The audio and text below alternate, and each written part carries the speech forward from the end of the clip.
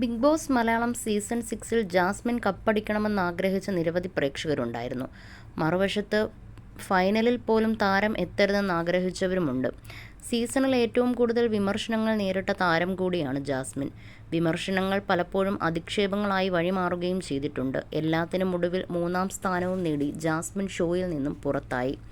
ഇത്രയൊക്കെ എത്താൻ കഴിഞ്ഞതിൽ ഒരുപാട് സന്തോഷവും നന്ദിയും കടപ്പാടുമൊക്കെ ഉണ്ടെന്നാണ് ഷോയിൽ നിന്നും പുറത്തു വന്നതിന് പിന്നാലെ ജാസ്മിൻ പ്രതികരിച്ചത്.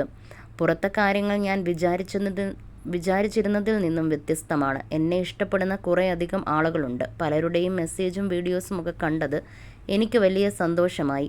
പുറത്ത് എനിക്ക് ഇത്ര വലിയ പിന്തുണയുണ്ടാകുമെന്ന് അകത്ത് നിൽക്കുമ്പോൾ ഞാൻ ചിന്തിച്ചിരുന്നില്ല. അതായത് ഇവിടം വരെ എത്തുമെന്ന് വിചാരിച്ചിരുന്ന ഒരു വ്യക്തിയല്ല ഞാൻ. പുറത്തിറങ്ങിയതിന് ശേഷമാണ് വീഡിയോസും മെസ്സേജും ഒക്കെ കാണുന്നത്. അവർ എന്തൊക്കെ ക്വാളിറ്റിയാണ് എന്നിൽ കണ്ടത് എന്നതൊക്കെ ഞാൻ അറിഞ്ഞു വരുന്നതേയുള്ളൂ. ഫോണൊക്കെ നോക്കാൻ അത്ര സമയം കിട്ടിയിട്ടില്ല. എന്തായാലും കിട്ടിയതിൽ ഞാൻ വളരെയധികം സന്തോഷവതിയാണ്. കണ്ടന്റ് കൊടുക്കണം എന്ന് വിചാരിച്ച് ഞാൻ അങ്ങനെ മനഃപൂർവ്വം അവിടെ നിന്നൊന്നും ക്രിയേറ്റ് ചെയ്തിട്ടില്ല. ഞാൻ എന്താണോ അതുപോലെ തന്നെയാണ് അവിടെ നിന്നിട്ടുള്ളത്. അല്ലാതെ അതിനപ്പുറത്തൊന്നും ചെയ്തിട്ടില്ല. ഫൈനൽ 5-ൽ എത്താൻ കഴിഞ്ഞ ഏക ഫീമെയിൽ കണ്ടസ്റ്റൻ്റ് എന്നതിൽ എനിക്ക് അഭിമാനവും സന്തോഷവും ഉണ്ടെന്നും എല്ലാവരോടും നന്ദിയുണ്ടെന്നും ജാസ്മിൻ വ്യക്തമാക്കുന്നു. അതേസമയം ജാസ്മിൻ ലഭിച്ച 3-ാം സ്ഥാനം വിജയത്തിന് തുല്യമാണെന്നാണ് താരത്തിൻ്റെ ആരാധകർ അവകാശപ്പെടുന്നത്.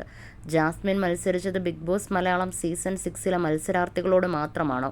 അല്ല. ഒരു പെണ്ണ് എങ്ങനെയായിരിക്കണം എന്ന് തീരുമാനിക്കുന്ന സദാചാര കമ്മിറ്റിക്കാർ, ഈ സീസണിൽ ജാസ്മിനെതിരെ മാത്രം വിചാരണ നടത്തിയ യൂട്യൂബുകാർ, സ്വന്തം കണ്ടസ്റ്റന്റിനെ സപ്പോർട്ട് ചെയ്ത പോസ്റ്റുകളേക്കാൾ ജാസ്മിൻ്റെ പേര് നെഗറ്റീവാക്കാൻ ശ്രമിച്ച ചില PR പേജുകാർ, ഇവരോടെല്ലാമായിരുന്നു ജാസ്മിൻ്റെ പോരാട്ടം എന്നാണ് ഒരു ജാസ്മിൻ ആരാധകൻ കുറിക്കുന്നത്.